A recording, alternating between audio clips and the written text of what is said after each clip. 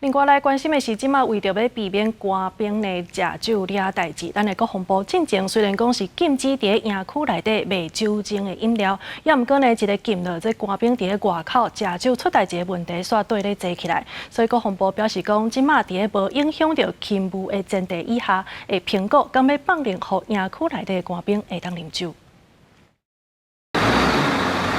因应风台国军官兵导致防灾救灾，加上平常时军事勤务，其实压力未小。虽早年国军无禁酒令，毋过因为常常传出官兵啉酒了后失态，国防部下令营区内底禁酒，毋过官兵转去营外啉酒，佫产生酒后载车这问题。国防部证实，咧评估开放营区内底特定场所食酒的可能。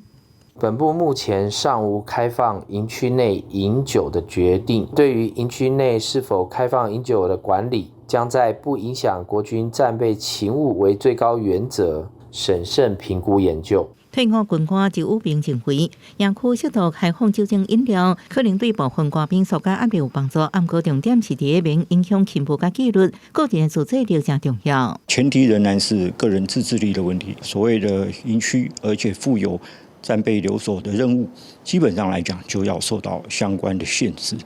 不能喝醉。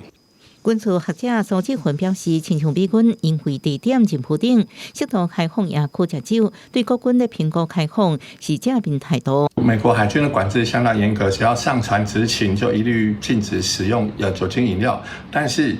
如果说船舰部署超过一定的时间，beer day 也就是啤酒日，船员都会配2罐的啤酒，